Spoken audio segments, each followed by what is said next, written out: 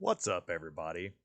So, after realizing in our session zero that I myself didn't know enough about spellcasting, and in particular, how to use the Roll20 interface when it comes to the spellcasters, I decided that I would take the time to really learn it.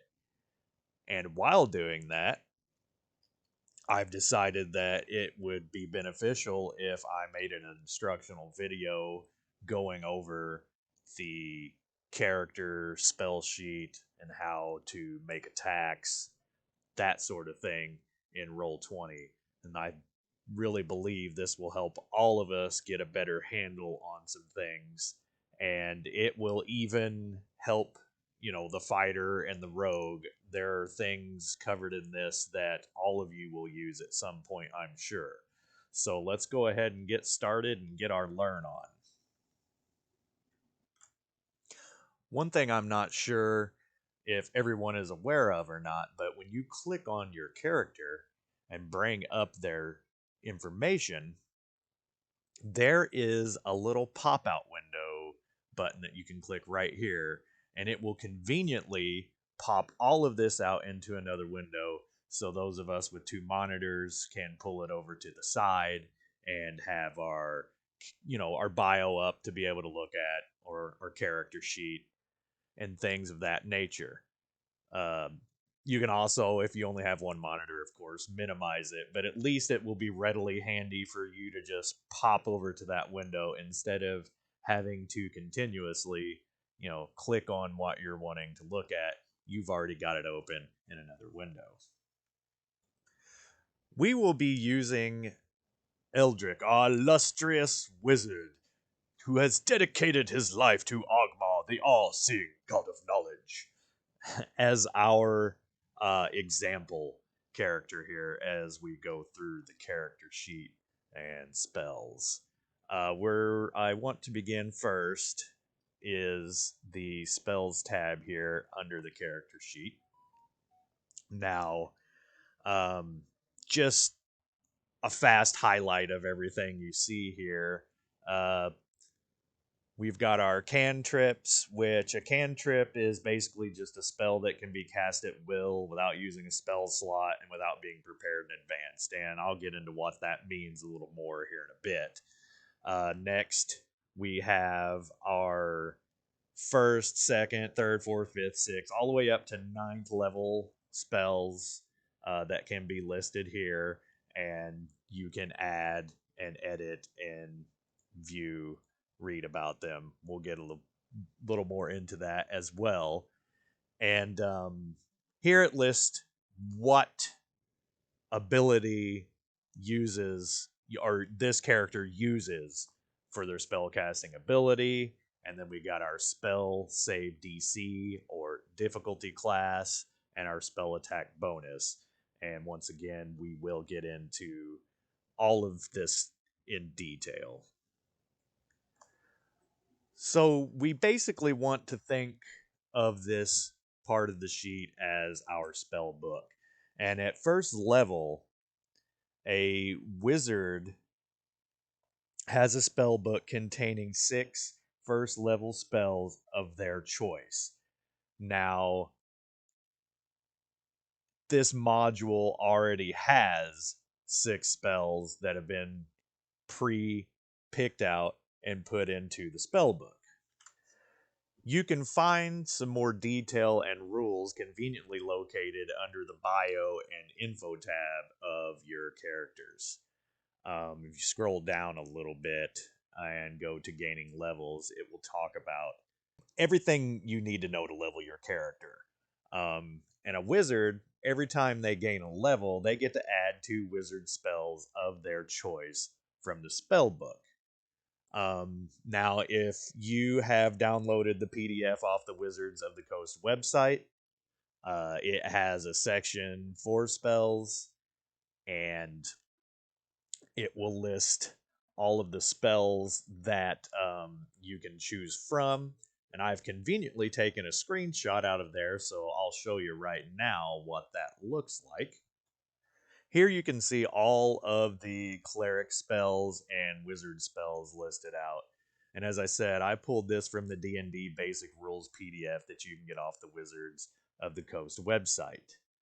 Now it goes into detail of all these spells alphabetically listed, what they do, how to cast them, that kind of thing.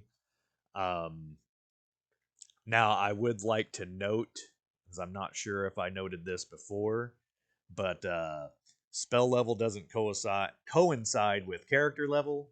So, a ninth level spell, for instance, is a very high level spell. And since this is an adventure for characters levels 1 through 5, you're not going to get to cast any of these in this adventure. Either you or the cleric.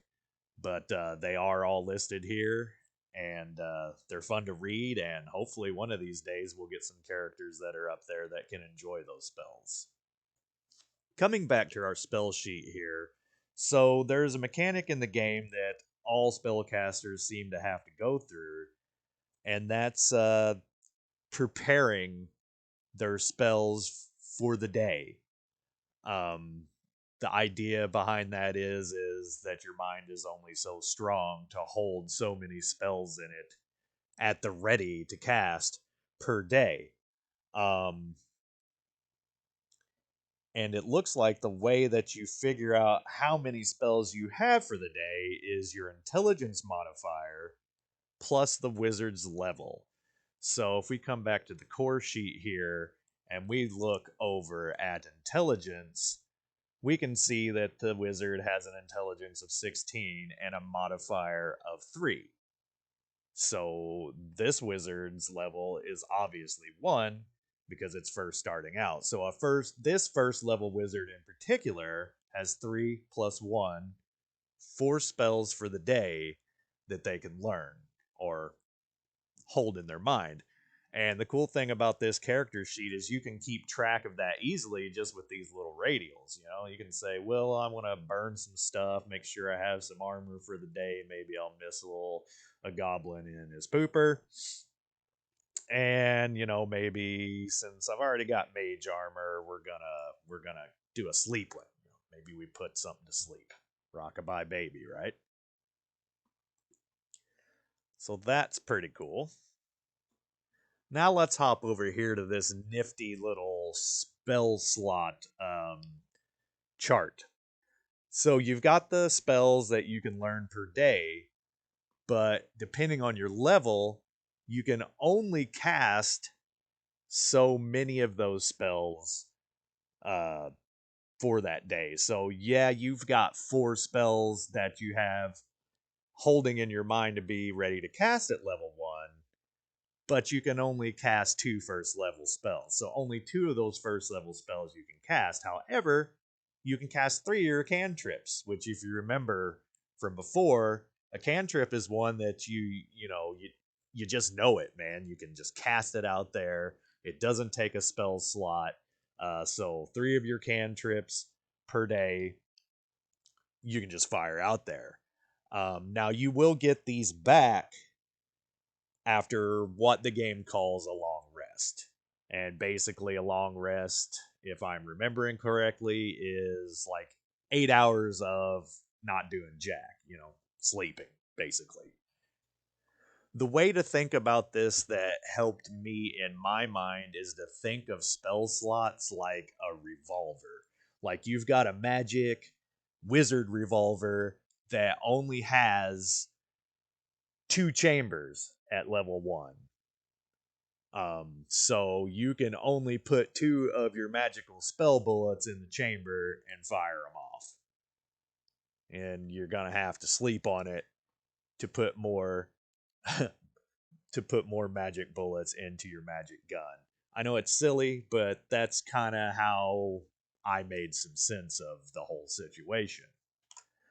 We now enter the part of the video where I apparently had an entire section worth of audio issues and didn't realize it. So I'm going to have to re-record some things here, and while I did take notes, I don't know if I'm going to remember everything that I said before, so let's give it a shot. Anyway, I would like to mention, just in case you haven't noticed this yet, but throughout the character sheet, you will see that we have little plus signs, little lock signs, um, and that's how you add things to the sheet. So coming back over here to the spells, once you hit level 2, um, level 3, level 4, as you go up in levels, you will get to start adding higher level spells, and those have not been added into the character sheet like the first level spells because they didn't go so far as to pick out those spells for you. You actually have to level your characters, which is great. You get to learn how to do that as you play. It's needed. What I wanted to show was, though, so you hit a plus to add a new spell for level 2. You fill in all the descriptions, targets, range. If you fill it all out, you'll actually be able to cast from here, and I'll show you that later. Another thing that I like is the lock icon. Um, that keeps you from accidentally deleting one of these entries, which you never know.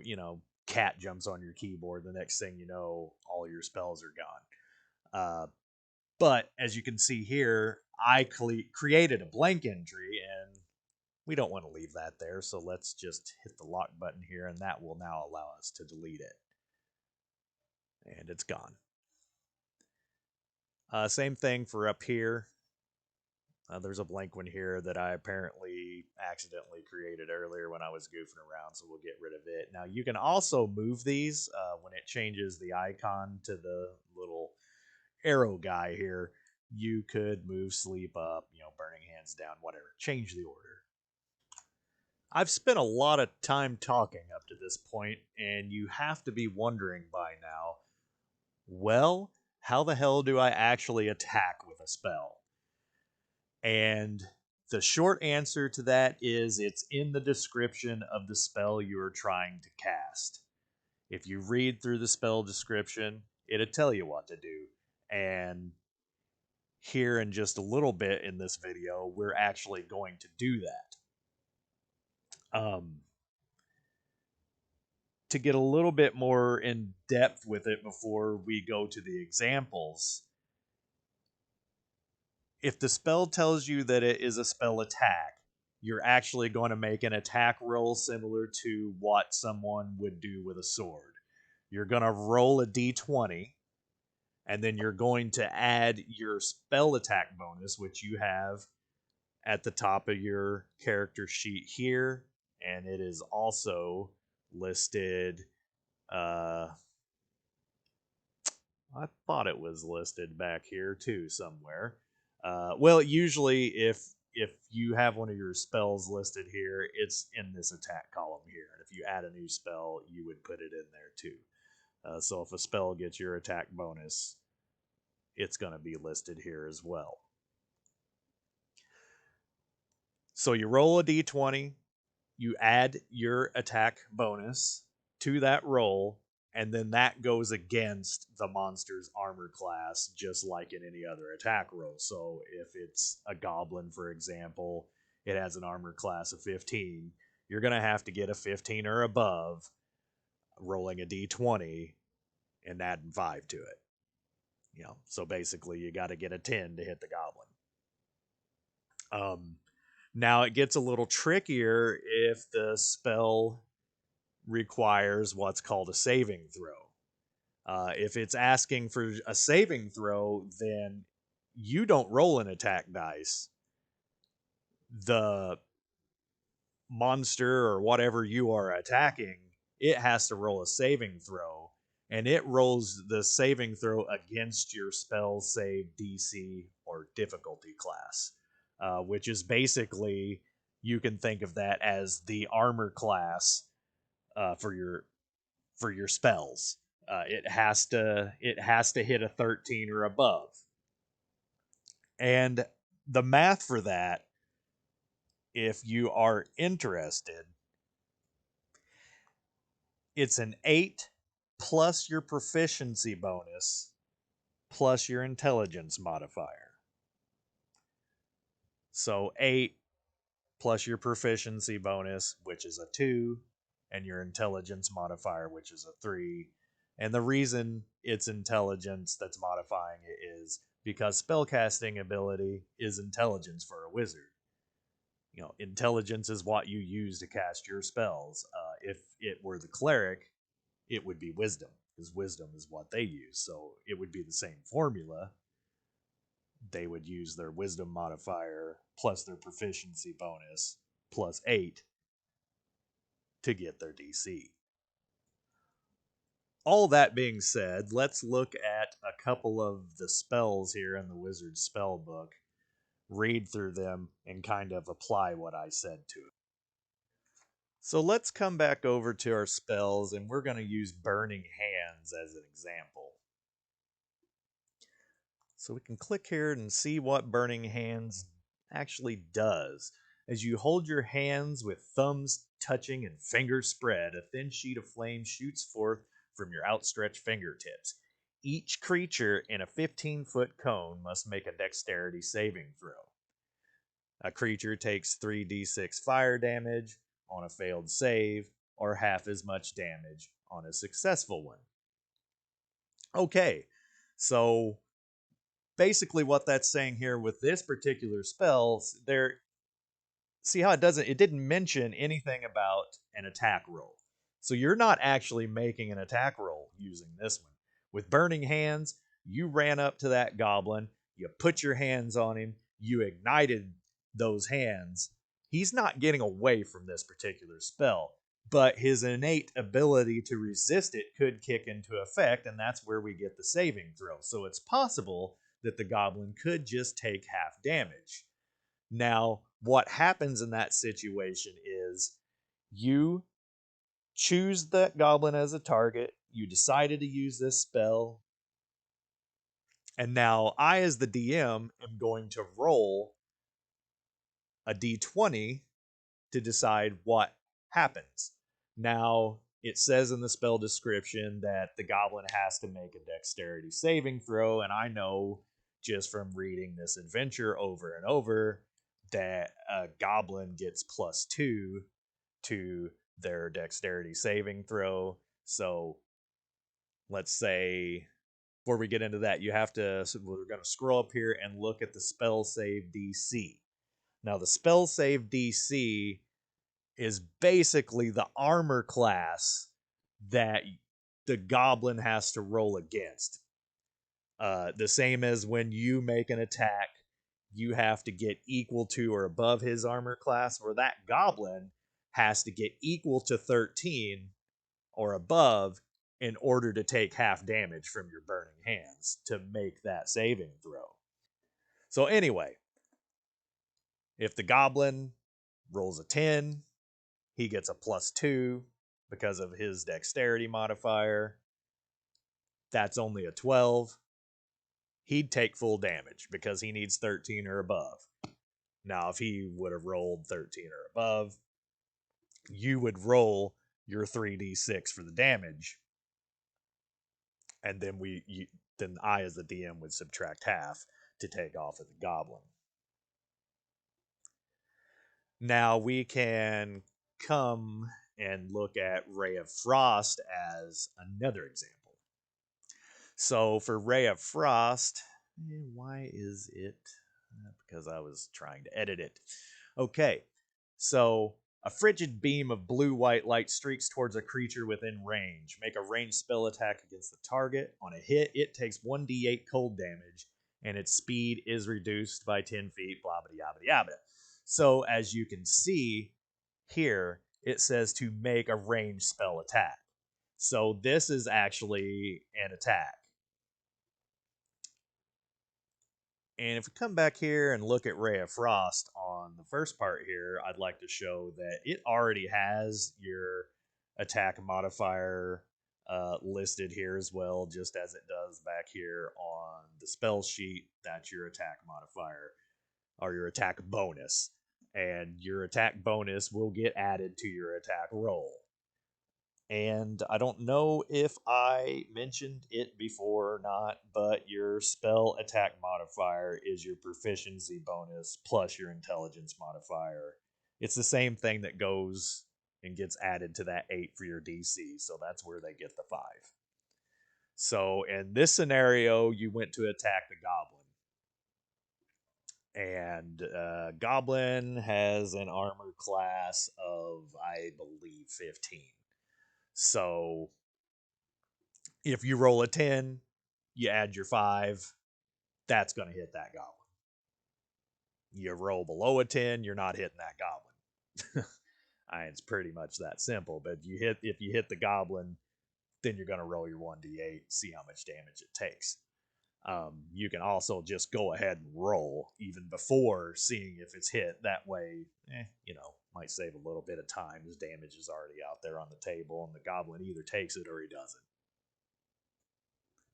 The cool thing about having all of your spells and your weapons and everything in your character sheet is that once you have it all properly filled out, Roll20 is smart enough that if you click on one of these, it's going to automatically do the math and roll it out in the chat screen. Now, we were witnessing that the other night, and it was confusing me because it was rolling twice, and I couldn't figure out why. And you'll see up here, we have disadvantage, normal, and advantage. These are things that I've added to your character sheet to make it simpler, and something that I'll go into a little more detail in another video about. But in certain situations, you might be rolling with advantage or you might be rolling with disadvantage. And in those situations, you roll 2d20. Okay. And just as a short summary, if you have advantage, you roll 2d20. You take the highest number. If you have disadvantage, you roll 2d20. You take the lowest number of the two. That kind of thing. So now it's not set to automatically roll advantage. You have to select it. And what happens is I believe I have it set up when you cast a spell and you go out to the chat window that it will, or no, I'm sorry, I take that back. I've got it set to where it does whatever you have selected here on your sheets. So just leave it on normal unless you know that you're rolling with advantage or disadvantage. And even if you forget all about this, you can roll the second d20 outside of all of this in the little dice interface anyway.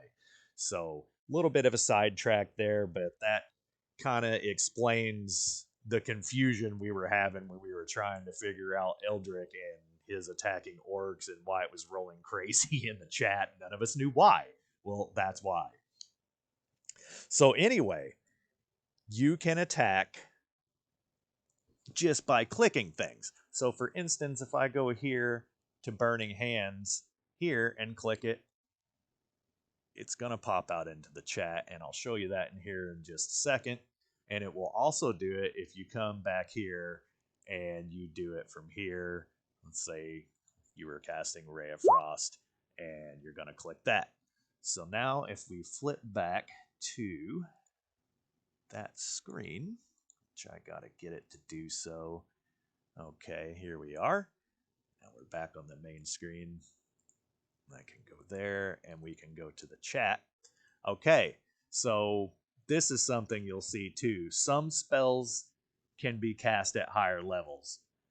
Right now, that doesn't really matter. You know it's a level 1, so we're just going to submit that that was a level 1 cast. Now we come here, and it shows right here. And if you hover over, this gives you the math. So this first top number here is the d20 that you would roll to see if you actually hit the stupid thing.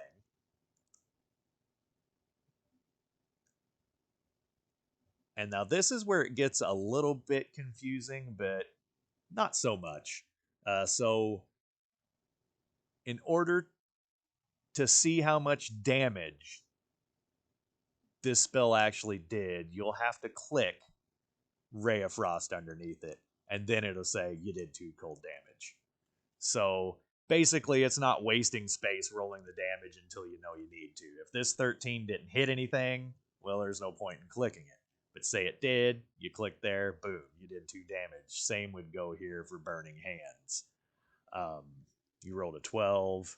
We'll say that 12 actually did something. No, no. Now see, here's this is a good example. Burning Hands. That's the one that we use as an example of a saving throw. So there isn't the math of the d20. See, we just have how much damage. So the interface is even smart enough to figure that out. So that's pretty cool. Um, and alternatively, you can come right over here to the little dice interface and you can select a d20. You know, I want to roll that thing. It rolls a d20. Or, you know, if your damage was okay, let's say you're supposed to roll 3d8. You can come right over here, hit the 3 next to d8, and it's going to boom 8, 2, 8, 18. You can also alternatively just click this dice picture here and it will bring out a nice little interface where you can make some different decisions here, it appears. Pretty much everything I've been talking about also will apply to old Tiny Beard here. If we go to her character sheet, looking at her spells, she has cantrips, a certain number of spells that can be prepared per day, spell slots. Um, the only real difference in the cleric is this bless and cure wounds. Uh, they always have those. Like they have to have them at the ready, but they don't count toward the number of spells that they can learn per day. So she gets 4 and also these 2 always, and that is it's a decision that was made for the player. I believe they call it Divine Domain, and clerics get some bonus spells depending on what god they follow. So that god bestows their blessings, and this particular dwarf is following whatever god that likes to bless and cure people, you know. So that's why that's a thing. And the other difference that I noticed is whenever a dwarf levels, they still go through the same, you know, so many prepared spells every day, so many first, second level, third level spells that they can cast depending on their level. But a second level dwarf has access to all of the spells of a second level, where a wizard has to choose 2 spells out of that list. A cleric has access to them all. So it's like, you know, if the wizard's packing for a trip, the wizard has to pick out 2 jackets that it can put in its suitcase to take on the trip, where the cleric, when it goes on a trip, it goes to the mall and picks from every jacket in existence and decides which jackets it's taking with them for the day on that trip. That's how I've decided to make sense of it in my mind. Hopefully that helps make some sense in your mind. So that is pretty much it as far as the spellcasters go, and going through those sections of the sheet. I hope that this helped you guys a little bit. I plan to go and make another few videos going through the character sheet and some of the other sections some more, because that's really where you're going to spend the majority of your time, is staring at those numbers and making sense of them. And since we're all new players here, I thought it would make sense if I went through and did that, which is what I was kind of trying to do last night. But although I had lots of notes and was prepared, I didn't know them as well as I know them now. And you know how it goes. So, anyway, hope this helped, and I'll see you on the next one.